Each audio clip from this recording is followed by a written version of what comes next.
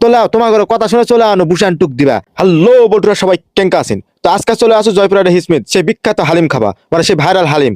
আজকে বুসান টুক দিমু, সেই নিয়ত করে চলে আসো, বুঝা পারছি? সবার একই কথা, ভাই ওটকার হালিম বলে সেই আপনারা জানেন না, ভিডিও করেন না, রিভিউ দেন। তো লাও তোমার ঘরে কথা শুনে চলে আনো বুসান টুক দিবা। যা হয় হবে, আজকে বুসান টুক দিমু। আর আমি তো ফুড ব্লগিং করি না, আগে বুসান টুক হবে তারপর কথা। তো সবার কথা শুনে আসে দেখি ঈদের সময় এত ভিড়, বাউরে বাউ। আধা ঘন্টা ধরে বাইরেই দাঁড়িয়ে আছি, এর ভিতরে ঢোকারই জায়গা নাই, কি এক অবস্থা। তো শেষে ঢুকনো, ঢুকে টুকুস করে বসনো, টুকুস করে বসে ভাবনো যে ওয়েটাররা আসে না ওয়াটার টোয়াটার নিবে। ওমা কারো কোনো খবর নাই। এক ওয়েটার এক পাশন ওয়াটার দিছি, ওমা 10 মিনিট ধরে বসে থাকে থাকে নাই। শেষে উঠে যায় ওয়েটার, ওয়েটার কাছে কিসের ওয়াটার, কখন অর্ডার দিলেন? ওয়েটারের বলে মনে নাই, কি এক অবস্থা। শেষে নিজেই উঠে গেল, উঠে যায় অর্ডার দাও, তাও দাও না, 10 মিনিট ধরে দাঁড়িয়ে আছে, তাও দাও না। মিথ্যা না, পর কছে কি হালিম বলে শেষ। তো অনেক কষ্টে আড়া হালিম জোগাড় করনো, তো আড়া হালিম দিতে হবে না, এদিকে আর নেহেরি এটাও তারা চাকা লাগবে। সে শেষে কি করবো, হালিম তো আর নাই, ওই আড়া হালিম পাশে সাথে দুটা নেহেরিও নেন, ওটাও ভূষণ টুক দেওয়া লাগবে, বুঝা পারছেন? তো আগে কয় থুই এটা হালিমের দাম কিন্তু 60 টাকা, আর নেহেরির দাম 80 টাকা।